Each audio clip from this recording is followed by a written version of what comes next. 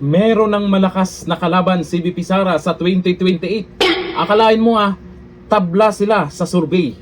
Sino kaya yan? Risa Hontiveros? No, no, no, no. Leni Robredo? Malamang yan ang nasa isip nyo. Pero hindi. Ang lumabas sa survey na malakas na pwedeng kalaban ni VP Sara? Raffy Tulfo. Ewan ko lang sa balitang to, baka nagjo-joke lang to Kasi sa balitang to, yung reaksyon ng mga tao, tawang-tawa sa resulta ng survey na to. Puro sila tawa. Ano kayang ibig sabihin yan? Hindi ba kayo naniniwala na malakas pa rin si Tulfo? Noon, nung bago siya magsenador. Pero sa issue ngayon, na kung saan, kailangan natin ng kakampi. Kakampi ng inaapi. Alam natin kung sino ang mga yan. Pero nasaan? Nasaan? Tulfo. O ayon dito sa balita o sa news ngayon, Tulfo, malakas na kalaban ni Sara sa 2028. Tabla sa 46%. Ayon sa survey po yan. Anong survey ba to? Lumabas sa isang commission survey ng Pulse Asia.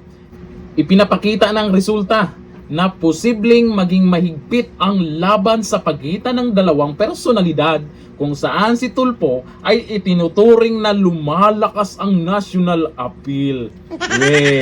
Di nga. Sino yung pinagloloko nyo? Alam nyo, sa totoo lang, sa lahat ng survey, depende sa kanila yan kung totoo man o hindi yan Pero sa lahat ng survey, mas naniniwala ko doon sa mga vlogger na nagkalye survey. Kasi live yun Hindi po natin masasabing binabayaran nila kasi hindi naman mayayaman yung mga kilalang vlogger na yan para mag-survey.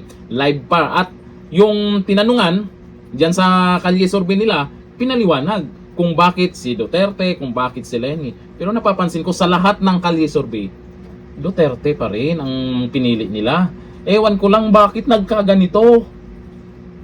Tabla, Tulfo, VP Sara, tapos ang resulta ng balitang to, ang daming tawang-tawa.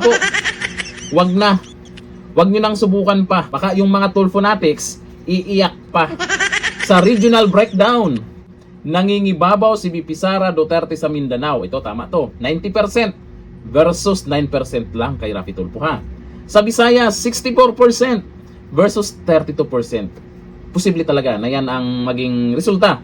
Kasi Visayas, Mindanao, Duterte talagang malakas dyan. O ito, habang malakas naman si Senator Raffy Tulfo sa Balance Luzon ng 72% versus 19%. Malakas daw si Tulfo dito sa Luzon. Di nga.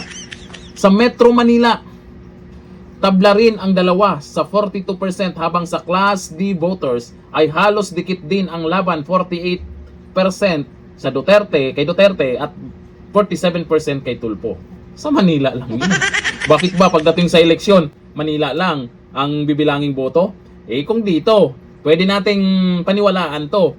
Pero sa kabuuhan naman ang pinag-usapan. Mindanao, walay itong si Tulfo. Visayas, walay itong si Tulfo. Etong Manila, pwedeng dumikit siya. Sa ngayon, wala pang opisyal na pahayag si Tulfo kung tatakbo siya sa mas mataas na posisyon sa 2020. Dito sa pinagagawa nyo, baka maniwala si Tulfo wag ka. Yan si Raffy Tulfo, matapang yan. Mayabang. Basta matapang yan. Pero sa issue ngayon, lalo sa flood control project, tameme naman. Yan po ang hinahanap ng mga tao ngayon. Kasi sa issue ngayon, sa korupsyon, nasaan ang mga Tulfo?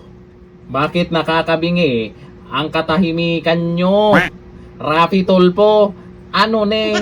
O ayon dito sa mga nagkomento, sabi ni Bemak Nakuha, isa ako sa humahanga Raffy Tulfo in action. Isa sa followers niya. Pero sa nangyari sa flood control project, tikom ang bibig. Sa 2028 election, Sara versus Raffy, ang presidente, Sara for president.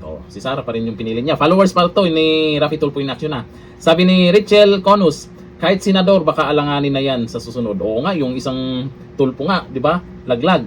Sa susunod, nako, delikado. Sabi ni Senang Log, never again Tulfo, brothers, nakakadala kayo. Ito sabi ni Edgar M, look at the reaction po. Diyan mo malalaman pa lang kung tama ang survey. Ay nakita po natin sa balitang to ay daming tawang-tawa. Pero dito naman sa pinaliwanag nila ay mukhang tama naman to, yung survey na to.